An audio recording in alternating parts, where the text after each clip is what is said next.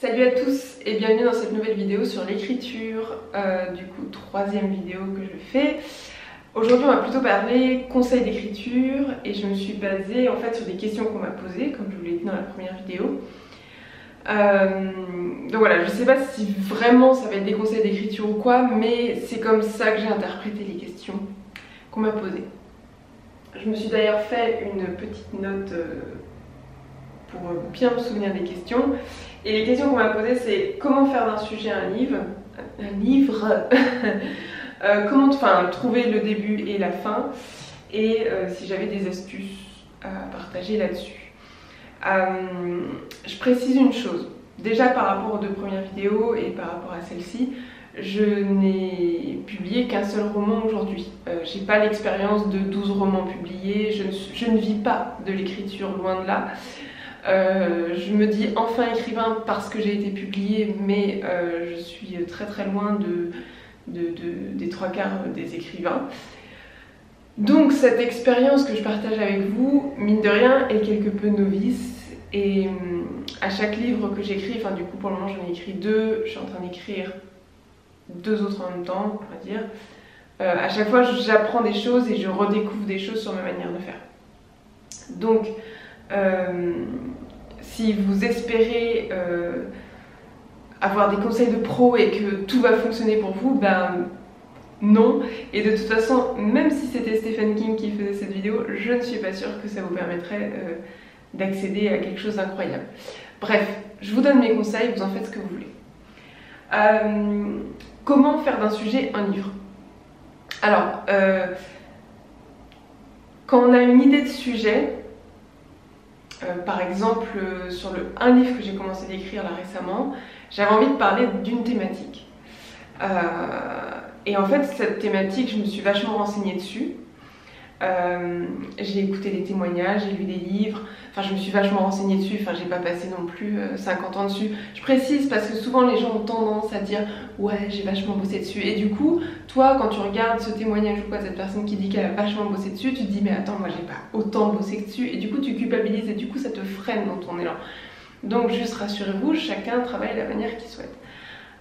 Pour revenir à ce que j'étais en train de dire, donc j'ai fait des recherches, j'ai écouté des témoignages, regardé des documentaires, des choses comme ça. Et en fait, quand vous faites des recherches sur quelque chose, vous trouvez souvent des exemples concrets. Et c'est là en fait où, naturellement, en fait, quand vous voulez parler, je sais pas, vous voulez faire par exemple un livre sur l'Antarctique, et ben vous allez voir par exemple des explorateurs, des histoires d'explorateurs qui ont été là-bas, de ce qu'ils ont vécu, etc. Donc on est face à des choses très très concrètes. Et ces choses très concrètes vont vous permettre, vous, de transformer, enfin en tout cas c'est comme ça moi que je fonctionne, que de transformer ça en une histoire potentielle. C'est un peu comme... je n'ai pas d'exemple à vous donner là maintenant tout de suite, mais l'idée est là.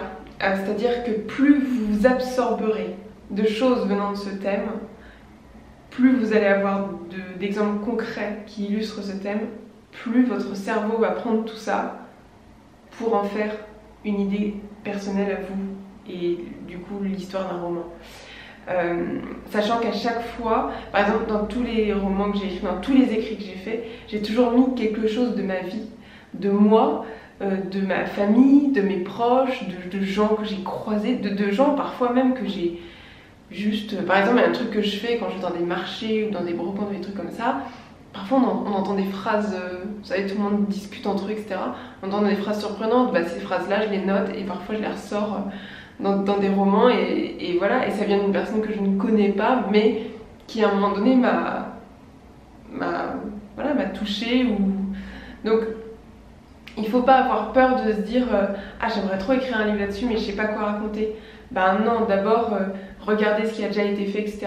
S'inspirer en fait des autres. Déjà c'est pas les copier parce que c'est impossible de copier quelqu'un concrètement sans le vouloir. Enfin, je veux dire, soit on copie quelqu'un en le voulant et on fait un plagiat et c'est pas bien et ça se voit, soit vous vous inspirez juste tout simplement de ça.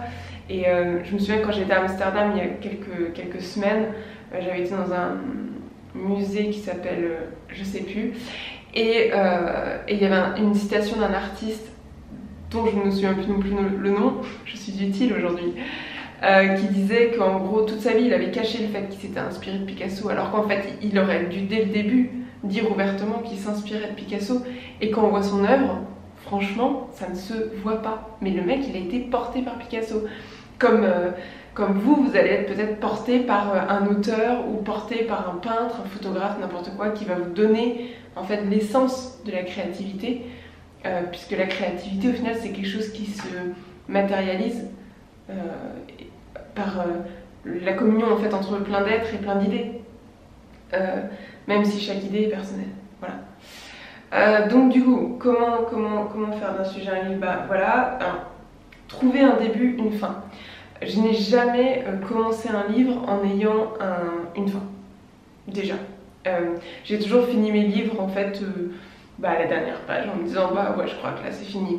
Mais en fait le début souvent vous l'avez un petit peu parce que voilà vous commencez à écrire, vous dites tiens ça va être un peu ça le début. Vous savez par exemple là quand j'ai commencé à faire cette vidéo, mon début je l'avais, la fin je l'ai pas. Je sais pas comment cette vidéo va se terminer.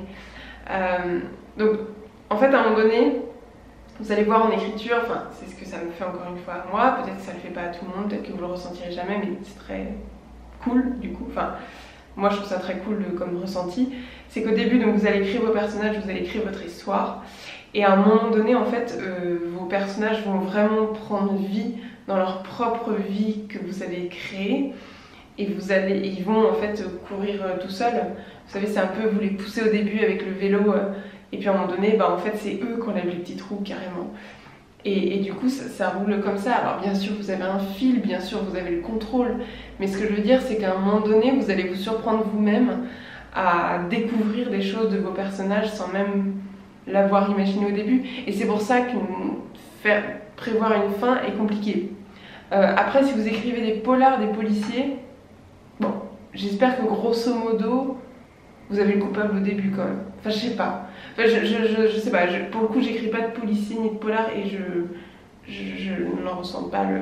Je trouve ça très cool comme principe, mais je n'en ressens pas le talent en tout cas. Je n'oserais jamais aller dans un truc aussi pointu justement.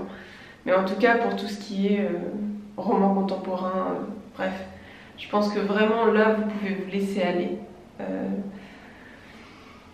En fait, il n'y a pas grand risque de se planter qu'à laisser courir une histoire. Pour mon premier roman, par exemple, j'avais eu le truc d'à un moment donné, j'étais vraiment bloquée. Enfin, j'étais vraiment bloquée, j'avais la flemme, j'avais plus envie, je trouvais plus... J'avais une grosse période de creux. Et en fait, c'est un événement qui m'est arrivé dans ma vie, un truc tout con. J'ai juste tout simplement croisé quelqu'un que je ne pensais jamais croiser de ma vie, que j'admire depuis que je suis ado. Et en fait, d'avoir croisé ce mec-là, je me suis dit, waouh, c'est trop cool la vie. Et en fait, il m'a nourri tout simplement de son karma, son charisme plutôt. Et ça m'a donné envie de continuer à écrire. Et ça m'a redonné envie de relancer l'histoire et de mettre quelque chose dans l'histoire que je n'avais absolument pas prévu. Il faut bien se dire que, allez, on va dire que la première partie de mon roman, je l'ai à peu près contrôlée. La deuxième, c'était vraiment, vous savez, comme dans ces montagnes russes où il y a le truc où on monte au début à moitié tout doucement. Et la deuxième, ça va super vite. Et bah là, c'était un peu ça. Je dis pas que j'ai écrit vite. Je dis juste que c'était un lâcher-prise où j'avais plus aucun truc à faire, à dire. De toute façon, il fallait que j'y aille et que voilà. J'espère que ça répond grosso modo à vos questions. On m'a mis aussi des astuces, mais au final des astuces pour écrire, écrivez ce que vous avez envie d'écrire. Parfois écrire en musique ça aide. Moi à certains moments j'ai écrit en musique, en écoutant de la musique. Mais ça aide, mais en même temps parfois ça peut te faire écrire un peu en t'écoutant écrire. Ça peut te faire un peu genre, tu vois, si t'écoutes un gros son en mode, bah t'as un peu l'impression d'être Zola et du coup t'écris des trucs un peu chelous. Donc voilà, avec modération, mais ça peut donner l'impulsion et ça peut donner aussi parfois le contexte. Par exemple quand j'écrivais des moments un peu importants pour mon personnage ou quoi, mettre des chansons un peu qui boostent entre guillemets, mais sans être trop violente. Ça permet de s'immerger un peu plus. Voilà. Je ne l'ai pas dit dans les 2 autres vidéos, mais évidemment, mettez un pouce bleu si cette vidéo vous a plu. N'hésitez pas non plus à vous abonner, faire toutes ces choses que j'oublie de dire parce que j'y pense pas tout simplement et que voilà, enfin bref. Voilà, et je vous dis à très vite pour une autre vidéo sur l'écriture. Bye bye.